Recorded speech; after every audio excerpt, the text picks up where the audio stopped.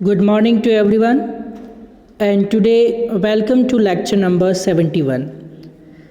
पिछला जो lecture number 70 था उसमें बाय मिस्टेक 72 बोल दिया था, तो उसको आप लेक्चर नंबर 70 मानिए। और ये वाला जो लेक्चर है फ्यूचर कंटिन्यूस जिसमें आया था, जो पेज नंबर 72 था, तो बाय मिस्टेक वहाँ पे 72 लेक्चर नंबर बोल दिया था, तो वो लेक्चर एक्चुअली 70 नंबर है, यानी कि 70 नंबर का है। और आज वाला जो फ्यूचर कंटिन्यूस की टाइप 1 की जो प्रैक्टिस है, वो आपका जो वीडियो है, आज वाला जो वीडियो है, ये आपका 71 नंबर का लेक्चर है। और इससे पिछला वाला जो फ्यूचर कंटिन्यूस का था, वो लेक्चर आपका था 70 नंबर का, 70 नंबर का। तो इसमें जो प्रैक्टिस आई हैं वो फ्यूचर कंटिन्यूस की प्रैक्टिस आई हैं। तो इसका जो टाइप 1 हम पढ़ने वाले हैं, जो पेज नंबर 73 आप ओपन कीजिए आपकी इंग्लिश कॉन्वर्सेशन बुकलेट का।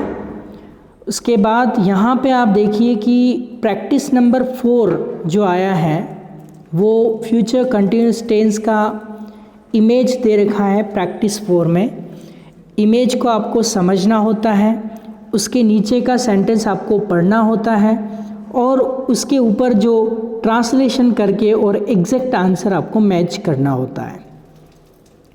तो यहाँ पे आप देखिए कि फ्यूचर कंटिन्यूस का टेंस का जो टाइप 1, 2, 3 यानी तीनों टाइप यहाँ पे दे रखे हैं। और शायद अभी बहुत सारे जोक्स हमारे पास नहीं हैं टेंस से रिलेटेड। एंडिंग प्रोसेस पे हम चल रहे हैं, यानी कि गेट लेवल फिनिशिंग की ओर चल रहे हैं, तो आप अच्छे से इसको समझिएगा। तो यहाँ पे एक सेंटेंस हमारे सामने दे रखा है। जैसे मैं बार बार एक चीज़ आपको बताते आया हूँ कि शेल का यूज़ हम स्पोकन इंग्लिश में नहीं करते हैं, यानी जब भी हम कम्युनिकेशन और इंटरव्यू की क्लासेस हम जब अटेंड करते हैं तो हम कभी भी हम शेल का यूज़ नहीं करते हैं। शेल का यूज़ केवल एक तो रिटन इंग्लिश में होता है और एक जो कोई कंपटीशन एग्ज़ाम होता है उसके अंदर यूज़ होता है, और भी शेल का यूज़ आप ग्रामर के अलावा कहीं नहीं करेंगे।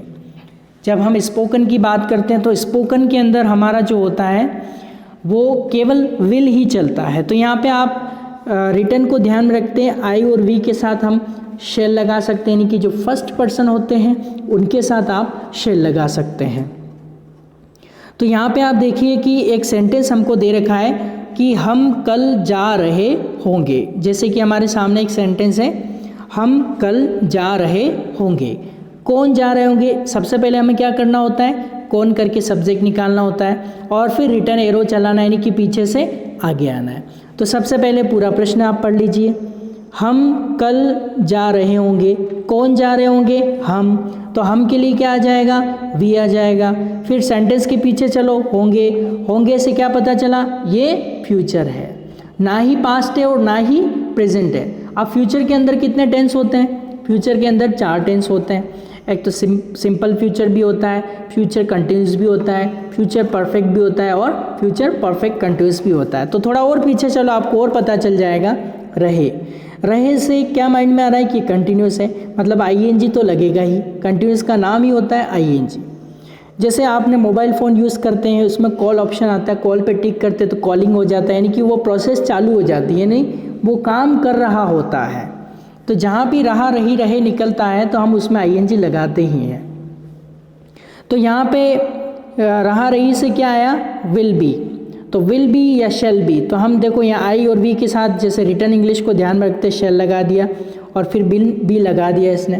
फिर और थोड़ा सा और पीछे चलो, जा को क्या कहता है? गो, और रहा आ रहा है इसलिए आईएनजी जोड़ना, तो गोइंग। कल, तो आने वाले कल को क्या कहते हैं? टुमारो।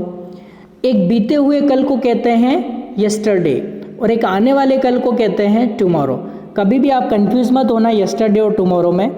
तो यस्टरडे मतलब हाँ टल ही गया वो दिन, तो यस्टरडे मतलब यस का मतलब क्या होता है? हाँ। टर मतलब टल गया, डे मतलब दिन। ऐसा दिन जो टल चुका है वो यस्टरडे कहलाता है। फिर एक होता है टुमारो, टुमारो होता है आने वाला कल। टुमारो, टुमारो मतलब आने वाला कल, और यस्टरडे मतलब बीता हुआ कल। तो इस तरह से हम ट्रांसलेट कर सकते हैं, बहुत ही ईजी वे में यहाँ पे ट्रांसलेट हो जाएगा। अब जैसे इस इमेज को आप ध्यान से देखिए, इस इमेज में क्या है? मैं फ्रांस दर्शन कर रहा होऊंगा। कौन? मैं। तो मैं के लिए क्या होता है? आई। सेंटेंस के पीछे चलो, होऊंगा से क्या पता चला? फ्यूचर है। रहा से क्या पता चला? कंटिन्यूस है। माइंड में क्या आया? विल बी और शेल बी। तो आई और वी के साथ क्या लगता है? शेल बी लगा देंगे। फिर दर्शन करने को क्या कहते हैं? विजिट। दर्शन करने को इंग्लिश में क्या कहते हैं? विजिट। और रहा आ रहा है तो आईएनजी लग जाएगा, विजिटिंग। और फ्रांस एक देश का नाम है तो ऐसा कैसा आ जाएगा? तो I shall be visiting France. इसका मतलब क्या हुआ? मैं फ्रांस दर्शन कर रहा होऊंगा। क्लियर? इसके बाद हम आगे चलते हैं। टाइप 2 भी इसमें है। टाइप 1, टाइप 2 और टाइप 3 इसमें इंक्लूड है। तो ये टाइप 2 का है। तीनों देखिए आप यहाँ पे, इसके लिए अलग अलग ना देखिए, हमने टाइप 1, टाइप 2 और टाइप 3 तीनों यहाँ पे दे दिए। तो ये जो सेंटेंस थे, फर्स्ट वाला टाइप 1 का था, सेकंड वाला भी टाइप 1 का था। अब ये थर्ड वाला जो इसमें आया है ये टाइप 2 का आया है, क्योंकि इसमें नॉट आया है। और नॉट हिंदी में क्या आता है? नहीं आता है। तो हम इंग्लिश में क्या लगा देते हैं? नॉट लगा देते हैं। अब इस पूरे सेंटेंस को आपको ध्यान से पढ़ना है। क्या सेंटेंस है? मैं रेलगाड़ी से नहीं जा रहा होऊंगा। कौन? मैं। तो मैं के लिए क्या लगा देंगे? आई। होऊंगा से क्या पता चला? फ्यूचर। रहा से क्या पता चला? कंटिन्यूस। माइंड में क्या है? विल बी और शेल बी। तो आई के साथ क्या लगा दिया? Shall be. लेकिन जो ये नहीं आता है, ये दोनों, ये बी के पहले लगाना है और शेल के बाद में, तो शेल नॉट बी। और शांट बी भी कर सकते शॉर्ट में, लेकिन शेल नॉट बी। उसके बाद जा को क्या कहते हैं? गो। और रहा आ रहा है तो आईएनजी गोइंग। और नहीं ऑलरेडी हो गया है नॉट इसमें से। तो रेलगाड़ी क्या एक साधन है, तो साधन से के लिए बाय यूज़ करते हैं। और रेलगाड़ी को क्या कहते हैं? ट्रेन। तो ये देखो कितना सिंपल वे में इस सेंटेंस को हमने ट्रांसलेट कर लिया। मैं रेलगाड़ी से नहीं जा रहा हूँगा, I shall not be going by train. इस तरह से इसको हम इंग्लिश में बोलते हैं। बहुत ही सिंपल है। थोड़ा सा परिश्रम और लाइफ टाइम के लिए आपका प्रॉब्लम सॉर्ट आउट हो जाएगा। अब यहाँ पे आप देखिए कि जो नेक्स्ट कैटेगरी है, वो नेक्स्ट कैटेगरी आपकी है फोर्थ टाइप की, टाइप 3 की है। तो हमने क्या किया? इसमें टाइप 1 भी ले लिया, टाइप 2 भी ले लिया और टाइप 3 भी ले लिया। तो टाइप 3 में क्या होता है? हेल्पिंग वर्ब को हम आगे करते हैं, तो हिंदी में क्या आगे या पीछे कहीं भी हम निकाल सकते हैं। तो अब आप इस सेंटेंस को देखो। क्या तू विमान से जा रहा होगा? क्या तू विमान, विमान का मतलब क्या होता है? प्लेन। अब ये क्या स्टार्टिंग में आ रहा है, तो हम हेल्पियर की थोड़ी सी जगह छोड़ देते हैं। हमें नहीं पता है कि हेल्पियर क्या लगेगी, क्योंकि बहुत सारे टेंसेस होते हैं और टेंस की पहचान जो होती है उसके अकॉर्डिंग ही हम हेल्पिंग वर्ब डिसाइड करते हैं। तो अब थोड़ी सी आप यहाँ पे जगह छोड़ दीजिए। उसके बाद आप पूरा प्रश्न पढ़ के सब्जेक्ट निकालिए। क्या तू विमान से जा रहा होगा? कौन? तू। तो तू के लिए क्या आता है? यू। फिर आपने जो जगह छोड़ी है उसके लिए रिवर्स या रिटर्न एरो हमें लेना है। तो देखो, होगा से क्या पता चला? ये फ्यूचर है। रहा से क्या पता चला? फ्यूचर में कंटिन्यूस है। तो माइंड में आता विल बी और शेल बी। तो यहाँ पे आईओबी के साथ हम रिटर्न इंग्लिश में शेल लगाते हैं और बाकी सबके साथ विल लगा देते हैं। तो यहाँ पे यू है तो इसमें विल आ जाएगा और फिर इसके बाद भी आ जाएगा। आपको जो कुछ करना है विल बी या शेल बी के बीच में, नॉट जोड़ना है तो भी बीच में जोड़ेंगे, सब्जेक्ट रखना है तो भी बीच में रखेंगे, यानी कि कोई चेंजेस उसमें नहीं करने हैं। इस बात का आपको बहुत ही ध्यान रखना है, क्योंकि छोटी सी अगर आप मिस्टेक करेंगे तो आपका पूरा सेंटेंस गड़बड़ हो जाएगा। फिर उसके बाद जा को क्या कहते हैं? गो। और रहा आ रहा है तो गोइंग हो जाएगा।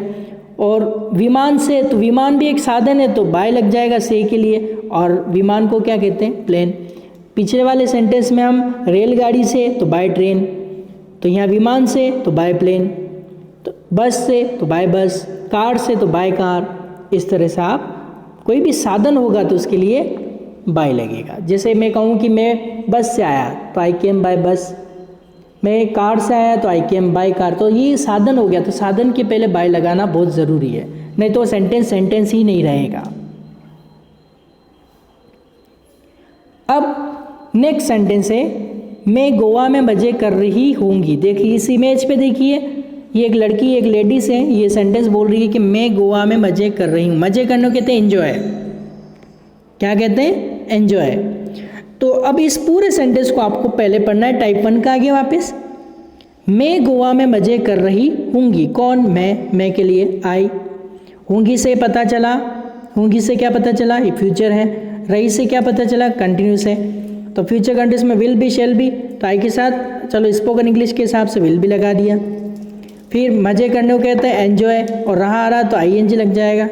गोवा में, तो गोवा क्या एक जगह है, तो जगह के पहले एट लगाना ज़रूरी होता है। साधन के पहले बाय लगाना ज़रूरी होता है, जगह के पहले एट लगा दीजिए। तो एट मतलब एग्जैक्ट लोकेशन वहाँ पे बताइए। जैसे आप फतेहनगर में रहते हो, तो मैं फतेहनगर में रहता हूँ, फतेहनगर में भी एक कोई लोकेशन बतानी है, तो I live in Fatehnagar at Malwa colony. तो बड़े स्थान के लिए इन लगा दिया, छोटे के लिए एट लगा दिया आपने। बहुत ही सिंपल है, बहुत ही सिंपल है। इस तरह से आपका ट्रांसलेशन हो जाएगा, आपको पता ही नहीं चलेगा, आपको इंग्लिश वैसे ही आ जाएगी। अब ये तो हो गए हमारे सेंटेंसेस। अब इससे रिलेटेड हमारे जोक्स है, इसको हम पढ़ते हैं। ये जोक्स क्या है? टीचर और चिंटू के बीच में बातचीत है। तो टीचर कहता है, Chintu, suppose tomorrow your mother will be giving 2 rupees to you and 4 rupees to your brother at this time, tell me what will be happening. तो चिंटू कहता है, फाइटिंग सर। तो टीचर कहता है कि बेटा चिंटू, सपोज करो, कल्पना करो कि कल तुम्हारी मम्मी तुम्हें 2 रुपये दे रही होगी और तुम्हारे भाई को 4 रुपये दे रही होगी इसी समय। तो मुझे बताओ कि क्या होगा, क्या हो रहा होगा? तो चिंटू कह रहा है, सर फाइटिंग हो रही होगी। तो यहाँ पे आप देखिए फ्यूचर कंटिन्यूस कहाँ अंडरलाइन करना है आपको। विल बी के साथ ING आ रहा है, तो ये फ्यूचर कंटिन्यूस है। क्लियर? ये फ्यूचर कंटिन्यूस हो गया।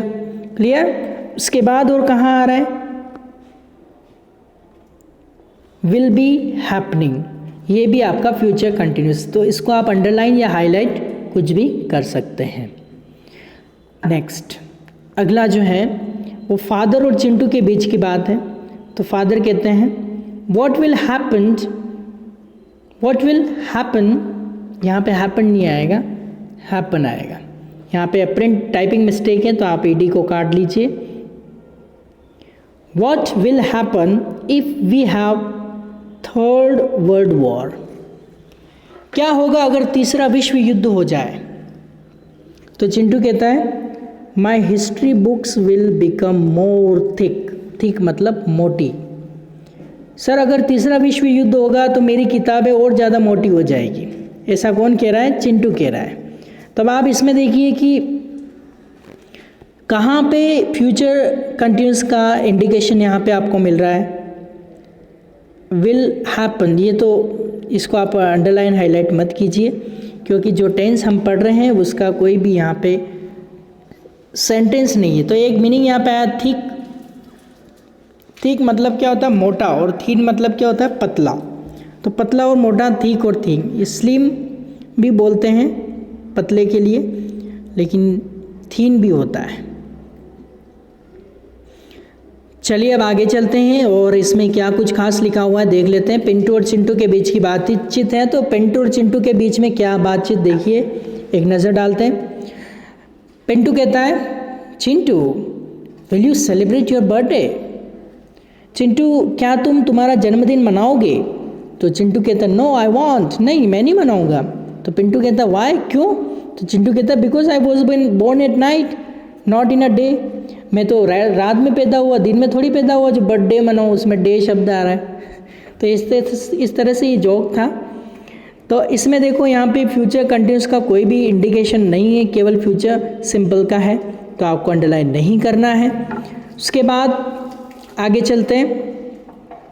इसी के नीचे एक और जोक यहाँ पे दिया हुआ है, देखिए क्या है। चिंटू कहता है, daddy what will you write in the dark, will you write in the dark? Daddy आप जो अंधियारा हो रहा है तो क्या उसमें आप लिखोगे? तो फिर चिंटू के डैडी बोलते हैं, यस व्हाई नॉट, हाँ क्यों नहीं लिखूँगा। तो चिंटू बोलता है, then please switch off the lights and sign my report card. तो आप एक काम कीजिए, लाइट बंद कर दीजिए और मेरे रिपोर्ट कार्ड पे साइन कर दीजिए। इसका मतलब उसका रिपोर्ट कार्ड या मार्क्स कम आए होंगे, इसलिए वो बोल रहा है कि रिपोर्ट कार्ड पे डार्क करके और आप सिग्नेचर कर दीजिए। तो आप इसमें देखो कि फ्यूचर कंटिन्यूस का कोई इंडिकेशन है, यानी कि विल बी या शेल बी के साथ कहीं आईएनजी जुड़ रहा है तो फ्यूचर कंटिन्यूस का सिंबल है। जी नहीं जुड़ रहा है तो इसमें आपको कुछ भी हाईलाइट या अंडरलाइन नहीं करना है, इस बात का आपको ख्याल रखना है। तो चलिए अब आगे चलते हैं। अगला क्या है, टीसी जानते हैं आप? टीसी ट्रेन में जब यात्रा करते हैं तो टिकट चेकर आता है, टीटीई भी बोलते हैं इसको, टीटीई। और टीसी भी आप इसको बोल सकते हैं। टीसी मतलब टिकट चेकर, जो टिकट को चेक करता है। तो टिकट चेकर बोलता है हाउ ओल्ड आर यू, आप कितने साल के हैं? तो लिटिल गर्ल, एक छोटी सी लड़की बोलती है 4 ओनली, मैं केवल 4 साल की हूँ। तो फिर टिकट चेकर बोलता है and when will you be 10, आप 10 साल के कब होंगे? तो लिटिल गर्ल यानी कि छोटी सी लड़की बोलती है as soon as I get down the train. Get down मतलब नीचे उतरना, जैसे ही मैं ट्रेन से नीचे उतर जाऊंगी तो मैं 10 साल की हो जाऊंगी। तो इस तरह से जोक था।